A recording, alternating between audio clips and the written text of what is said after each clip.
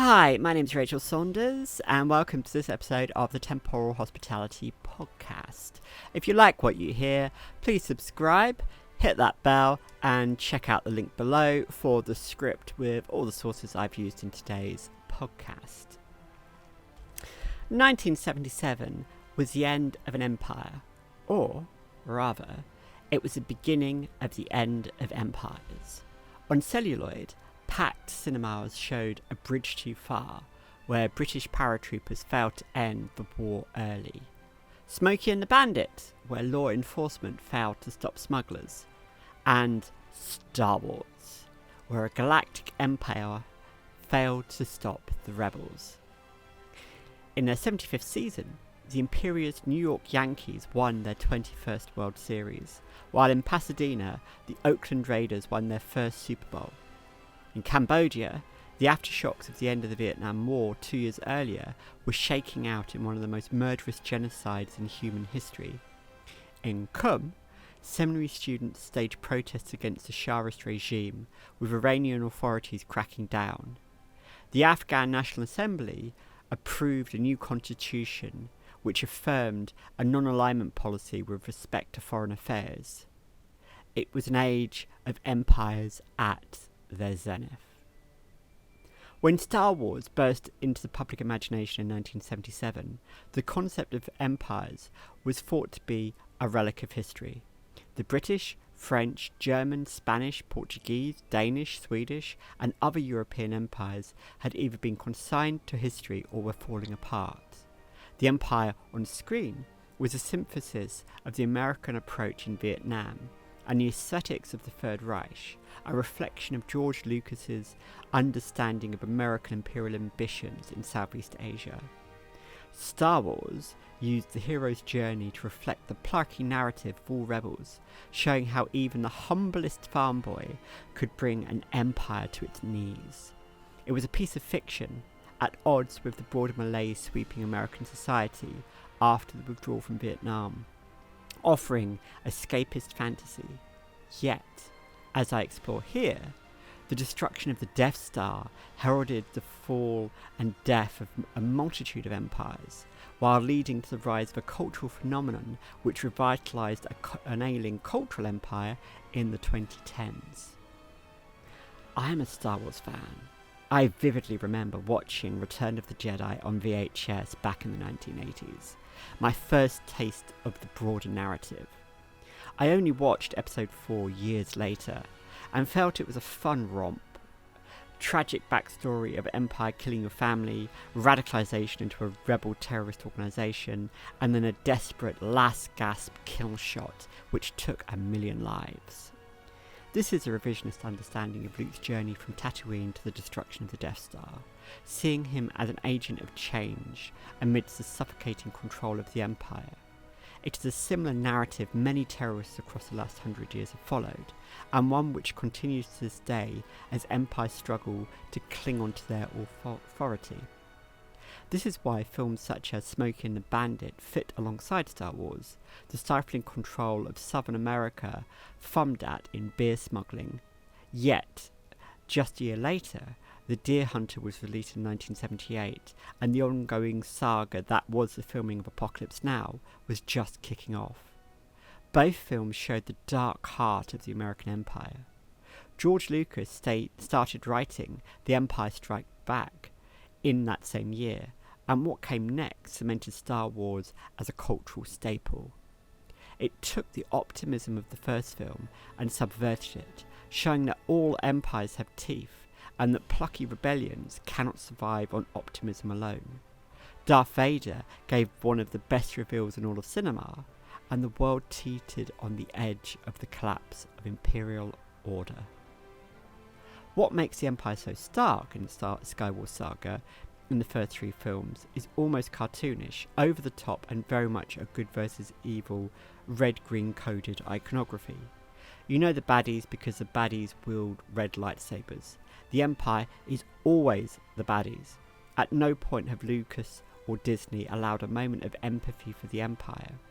There is a scene at the beginning of Season 2 of Andor where the writers directly reference Conspiracy, the 2001 film about the 1942 Wannsee Conference. It is chilling and reinforces the parallels. Yet, what Andor does is reinforce the messiness and complications of all rebellions against imperial control. The rebels are not easy heroes, nor are they all easy narratives to absorb. Much like the Viet Cong, IRA, Hamas, American revolutionaries, Maquis, and the White Rose, all resistances are a complex series of personalities and motives. Organisations such as Hamas, ETA, and the IRA are the closest analogues we have to the rebellion in Star Wars, yet, in reality, we treat those organisations as terrorists with all the attendant connotations. This is why Star Wars is a fictional narrative, and why we treat it as such, lest we start to empathise with the Empire. All empires have their dark hearts. Indeed, when all empires are put under microscopes, all empires start to resemble the Empire. America's heart of darkness stretches back to the founding fathers, with slavery, expropriation, and the denial of women's rights. In the Philippines, US occupation killed thousands to enforce control. The British Empire was responsible for man-made famines in Bengal, and were the instigators of concentration camps during the Boer War and in Kenya, and then conducted secret policing tactics in every colony they occupied. No empire is pure and righteous. Indeed, the whole point of empire is to extract as many resources as possible for the colonizers at the expense of the locals. This is why to scrutinise the empire as an outlandish, cartoonish notion is both flawed and fails to see the damage actual empires cause. 1979 saw the culmination of the machinations of empires. The brutal overthrow of the Shah was the end result of the 1953 overthrow of the Mossadegh regime in Iran with the aid of British and American agents. Amnesty International documented the staggering human rights abuses the Iranian revolutionaries carried out after the revolution, and exorcism of both the Shah's brutal regime and any minority deemed seditious and haram. Jimmy Carter's failure to extract US hostages from Iran led in part to his losing the 1979 American presidential election.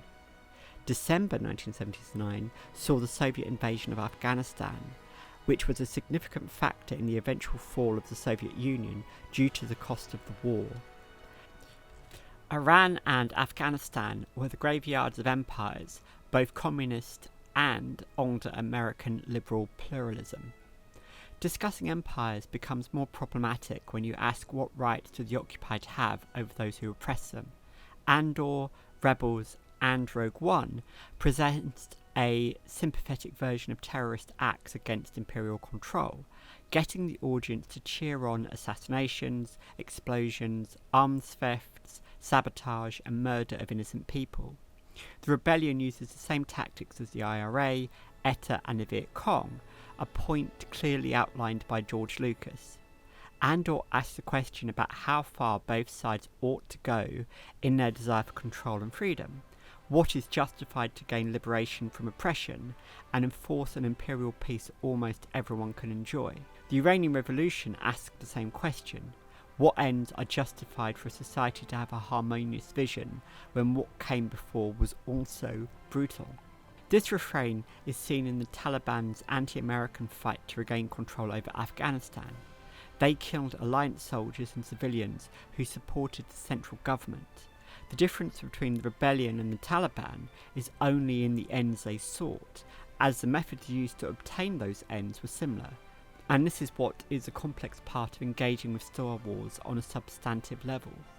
What do we want from our entertainment, especially from entertainment that reduces complex social structures down to good guys versus bad guys, red versus green?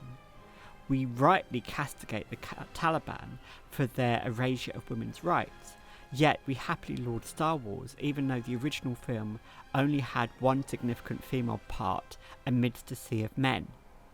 This is where Andor and Rogue One add texture to that narrative, and why the rebellion is not a Taliban-esque narrative. Rather, I would suggest that in turn, Star Wars into a similar arc to the IRA and Sinn Féin, where a disparate group of terrorist cells coalesced under a political power to drive political freedom. Sinn Féin renounced terrorism after the Good Friday Agreement, entering into political power in Northern Ireland and the Republic of Ireland. The original Irish War of Independence, which was sparked by the 1916 East Uprising, has striking parallels to Andor, with secret sales, arms smuggling, and illegal finance pitted against the might of Imperial Britain. What the IRA then became was a hydra which plagued Britain until 1994, much the same as the rebels in Star Wars. Trying to reach for direct parallels is always complicated, especially because fiction is a form of escapism that by its nature cannot fold in the texture of reality. We want the evil empire to be defeated by the plucky heroes, to see the heroic struggles and sacrifices prior to achieving the destruction of the instrument of fear and terror. There is a reason Onderon was destroyed, to show the irredeemable nature of the empire, yet, as Andor lays out in its everyday terror and tactics that are more coercive and chilling. In reality, the most shocking thing about empires are their mundane banalities, the coercive tactics, and their hidden brutalities. American slave owners brutalized the bodies of those they own, raped them, and forced them to do back-breaking labor to support a tiny elite. The European civilizing mission saw many cultures erased for the sake of Christian superiority, a desire to impose liberal values which would see the locals become a servile class for their white masters. All empires entrenched a form of segregation that placed master higher above colonized. Leia was forced to watch the destruction of her home planet to get her to reveal the location of the rebel base, as a sadistic form of torture as used by the National Socialists who killed entire villages in retribution. George Lucas understood the nature of empire and also understood the terror tactics used by the American forces in Vietnam. In the 1968 My Lai massacre was the mass murder of innocent Vietnamese civilians, done in an effort to cow the population and turn them against the Viet Cong. Instead, the media coverage surrounding the massacre was a catalyst which turned the American public against the war. Andor uses a similar motif in the Gorman massacre to spark the wider rebellion. In fiction, the creators can pull back and let the horrors play out in the imagination. In reality, the burning bodies and broken corpses are seared into our mind. Empires collapse for many reasons. Britain's under the weight of debt, war damage, and a ruined reputation caused by its failures to both liberalise and protect its colonies. France clung desperately onto its empire, only to be beaten into a stalemate by the Viet Minh and Algerian National Liberation Front that forced the French to withdraw due to economic and political reasons. Both empires suffered military and political defeats which hastened their declines, all of which was sparked by resistance movements utilising terror tactics and conventional warfare. Indeed, it is arguable that the rebels in Star Wars are closer to the Viet Minh than the Viet Cong, as the Viet Cong were backed by the Vietnamese government from a secure home base. The French and British imperial collapses happened because the more they tried to exert control, the more the financial burden outstripped the cost of doing business. Ultimately, both empires ceased to exist because the burden of keeping them was not worth it economically, politically, and militarily. All empires are messy compromises built on the back of the labour of the colonised, as well as the inculcation into the population of the coloniser that they are somehow superior. Star Wars does this through showing the monocultural, hegemonic, human-centric culture, with the rebels being pluralistic and showing all species working alongside each other. This is clearly signalled right from the beginning of episode 4, with Chewbacca an equal to Han in every scene. Indeed, the scenes on Yavin, which are drawn out in Andor, show aliens and humans working together in a desperate cause. The Empire is therefore analogous to the National Socialist desire for control through the erasure of anyone different to the Aryan ideal. This urge to purify and remove any unwanted elements is a hallmark of all empires, irrespective of their political makeup. there always needed to be a small us who is served by a much larger them. Indeed, the only way to justify imperial control and aggression is to frame all outsiders as historically unworthy of citizenship, or, at the very least, only worthy of second-class citizenship. Historically, this has been done using slavery, the civilizing mission, the white man's burden, and other reductionist ideologies which only situate control into the hands of those who are pure enough. This is the central conceit of the empire, which, for all its vaunted desire for control and avoidance of chaos, fails to see that plurality actively makes society stronger. It is the same mistake all empires make, and it is part of why they always fail in the end. Control mechanisms such as religion and ideology have always enabled an in-group through which to justify whatever means are deemed necessary. Star Wars uses the fear of chaos as the foundational pillar for justifying the Empire. Andor, Rebels, and Episode 4 show the erasure of the faith in the Force from ordinary society, highlighting how the eradication of the Jedi Order has been root and branch. Indeed, while the audience is given the red-green conflict between the Sith and the Jedi, society at large has been seduced by imperial propaganda. Marx observed that religion is the opiate of the masses, though the same could also be said for ideology, because it both binds true believers and provides targets through which to rail against. Empires rely on ideology and religion because they offer levers through which to control, and when religion and/or ideology loses its semantic grip, empires often pivot into changing the ideology or religion to better suit the times. This desire for control invariably means the elites and those who access to those levers of power lose touch with the populace, which in turn foments radicals, reactionaries, rebels, and potentially terrorists. No empire is left unscathed. No empire exists without the scars of internal dissent. This is the fate of all empires, irrespective of their democratic intentions, and this is why all empires die, because they cannot control the needs, wants, and desires of their populations, nor control external events beyond their grasp. Every empire dies, and in its embers, people hark back to that lost grandeur. Soviet Russia is mourned by those who hark back to a period of perceived strength and relative stability. The British Empire has a halcyon glow around it amongst certain elements of the British population who have not come to terms with Britain's middling status. Chinese revisionists use the decline and fall of the Qing dynasty to highlight the cruel intentions of foreign empires, using the narrative to reassert China's place in the global order. The Third Reich directly referenced the stabbed-in-the-back myth that they claimed caused the fall of the Second Reich. Where you have a fallen empire, you have an afterglow, a search for faded and lost glory. Star Wars does this with the Republic, a time of perceived peace and prosperity, which is deconstructed in episodes 1 to 3 as a hollow facade for a decadent and scoliotic political machine. In episodes 7 to 9, you have the fallen empire, which hark back to the empire as a symbol of control and authority. It is all weaponized nostalgia, and it taints everything it touches. How then are we to deconstruct the Rebel Alliance, especially when real-world analogies are tarred with the terrorist and guerrilla labels? If the empire they fight are cruel, then the tactics they themselves use are equally as barbaric.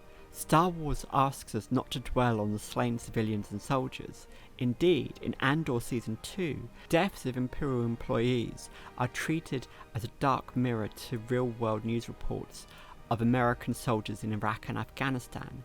We, as the viewer, are led to sympathise with the terrorists who kill because we know the Empire's true intent. In media res, Imperial citizens only see the news as reported by Imperial news outlets.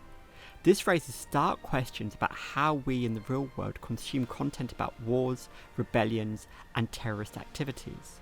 Saw Gerrera typifies the complexity of consuming fictionalized terrorist content for entertainment. In Rogue One, he is clearly deranged and has been driven insane by his Ahab quest to bring down the Empire. Yet, In Andor and the Clone Wars, his backstory is one of tragedy laid upon tragedy to the point that the quest to slay the whale is all he has. He was born in peace, forged in the Clone Wars, yet let loose in the Pax Palpatine. His analogue is Osama bin Laden and every other extremist turned to a cause due to violence and bloodshed, who in turn is then rejected by those more moderate than themselves. Saw has his stands, yet in the end he dies a lonely death, forgotten and unmourned. He's not a hero, he is a warning from history. This is the thing that Empire does to those it seeks to control, and while Luke, Han, Chewie and Leia get the high note heroics, it is people like Saw and Cassian Andor who die to get the dirty work done. The Rebel Alliance are not the good guys. They murder and kill to achieve their ends, yet they are good guys because we as the audience are made to believe that their vision for the future is better than the one the Empire represents. The peaceful ends justify the violent means. The Viet Minh represent a clear example of a rebellion achieving its political ends and then overcoming significant external pressure to create their own vision of society. You do not have to agree with Vietnamese communism to understand the impact that the Viet Minh and then the Viet Cong had on bringing down one empire and seeding the fall of another. The Viet Minh understood that resistance comes in the hearts of the population, and that without popular support, no government, no empire, can ever hope to survive long term. Vietnamese freedom brought the French Empire to its knees politically, and 20 years later brought about the collapse of America's post-depression political order. Neither France nor America were dictatorships or ruled by emperors, yet their colonial policies impacted millions globally. A relatively small cadre of guerrilla fighters turned politicians tenaciously stood firm and ultimately won because American political will wilted as deaths mounted. The old liberal American empire died because it had no answer to the right of self-determination, which is the same issue that bedeviled Iraq and Afghanistan 50 years later. The destruction of the first Death Star was not the end of the Empire, merely the opening gambit that ultimately brought Palpatine to his knees and ended Imperial control 5 years later. The audience wanted the rebels to succeed because they had been convinced by George Lucas that the Empire was evil and needed overthrowing. If he had chosen to do a trilogy based on a Viet Cong or Viet Minh cadre from 1950 to 1975, would we be cheering so profusely as Darth Vader throws the Emperor down the exhaust shaft? This is the closest analogue we have, the plucky band of rebels defying the overwhelming might of 3 separate empires to see the birth of a nation, which, for all its flaws, still flourishes to this day. The Viet Cong fought because they believed their cause was justified, and much like the Rebel Alliance, used every tactic it could to achieve its ends. Do we lament the fall of the Japanese, French, and liberal colonizing American empires? Or, indeed, do we cheer their demises? The answer depends on your nationality and politics, but if Star Wars is anything to go by, the death of an empire is a complex series of events which defies easy answers. Ultimately, Star Wars is fiction that can be used to explore any ideas its creators wish to put on the big screen.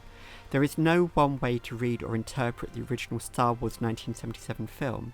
Indeed, it is arguable that with all the additional text and paratext which have been released over the last 48 years, that it is impossible to see the original film as it was originally intended. It is a remake of the Kurosawa film The Hidden Fortress, with Saturday morning matinees pulp elements designed to sell as merchandise.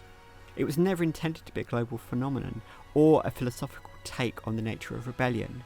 1977 Star Wars was the antithesis of the art house and New Wave films getting released at the time, a symbol of the new blockbusters being greenlit, which came to dominate global cinema in future years.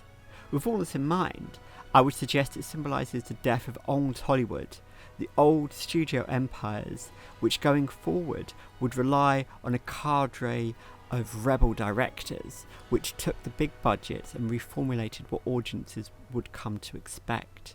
In this reading, Star Wars itself is the rebellion against the old order, only for itself to become the imperial might which came to dominate pop culture. What we come to expect from our entertainment has also shifted in the intervening 48 years. In 2016, Rogue One added depth and desperation to Episode 4, and in 2022 to 2025, Andor added nuance and context to Rogue One. Audiences have been given paratext to help flesh out the Rebel Alliance, Luke Skywalker, and the death of millions on Alderaan and the Death Star beyond the matinee Flash Gordon-esque romp across the stars. The plucky rebels defeating the evil empire are backed up by hundreds and thousands who sacrificed their lives, rebels and terrorists who killed and murdered to achieve freedom. And the audience cheers because we see the empire as evil incarnate. 48 years of context means we cannot see Star Wars as it was originally intended, and that is a good thing. We get to see the messiness, the brutality, the lies, the deceptions, the bombings, the stabbings, the betrayals, and the heartbreak required to bring about the death of an empire. This says as much about us as it does about the entertainment we consume. No studio is going to greenlight a similar series based around the fall of the French Empire or the collapse of Soviet control over Eastern Europe. No one is going to produce a series documenting the struggles of the Viet Minh or show the inner workings of the Taliban prior to 9/11. We want our rebellions fictionalised and green-red because it makes it easier to project ourselves onto the characters. It also makes it easier to ignore the texture and complexities of real-world terrorism and rebellion. It is far easier to set a them versus us narrative than to sit down and analyse why they fight so hard for their freedom. Andor begins that process within the context of Star Wars, as does Rebels and Bad Batch, yet invariably falls short because no one really wants to see Saw Gerrera's version of what the rebellion ought to have looked like. We abhor Bin Laden, Trotsky and other guerrilla leaders who take their rebellions to the level of terrorising the populace because we all inherently value human life and do not see it as disposable. All of this, then, asks us, the audience and consumer of Star Wars, to ask what we want or need from the Star Wars universe.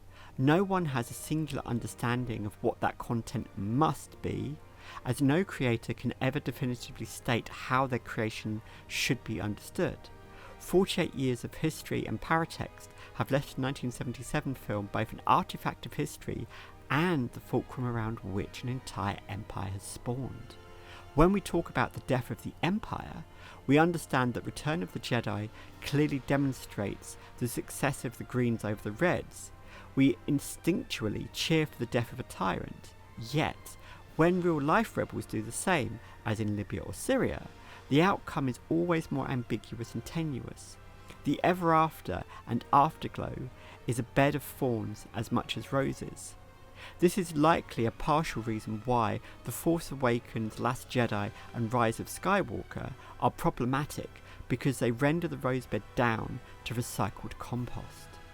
Post 9/11, the notions of empire have withered on the vine, replaced by a broader conversation about colonialism and settling illegal territory. Russia, China and Israel all exhibit imperial ambitions under the cloak of Lebensraum, invoking their supposed right to homogenize, settle and invade sovereign territories for nationalistic purposes. The supposed golden age of empires died in the wake of the collapse of the Berlin Wall, the last true monumental empire unable to economically or politically sustain itself. Bin Laden's rationale for his attacks on US soil was a long-term political and economic bankruptcy of America, a feat he appears to have achieved with the rise of MAGA and Donald Trump. The arch-rebel may have died in Pakistan, and like Luthen and Saw, he may not have seen the sunrise, but the impact of his manifesto has ricocheted into starting the collapse of the neoliberal American empire under Donald Trump. This then leaves a larger question of how to understand and perceive empires after they have collapsed. What turns an empire merely into a colonising power, such as Britain, France and Denmark with their overseas territory, is not an outright exit of all their former possessions, it is a change in mindset of the ruler towards the ruled.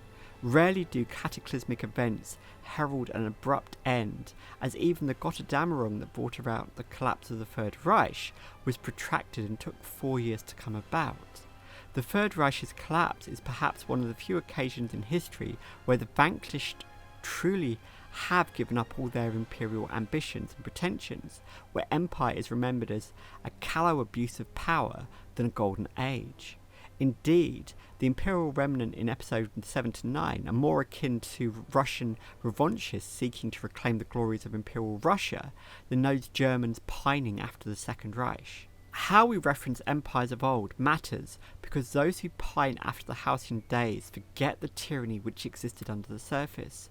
The reason why rebellions happen in the first place is because tyrannical control is always necessary to retain control. Those who lionize an imperialist past forget this, as even those who pine for a rejuvenated American empire to protect its conception of democracy forget the darkness that lay at its heart. Ask those who suffered in the Philippines, Abu Ghraib, Guantanamo Bay, and other dark sites, some tortured to death simply for resisting American hegemony. Andor and Return of the Jedi both capture the trauma rebels go through in war, showing there is no easy path to overthrowing tyranny.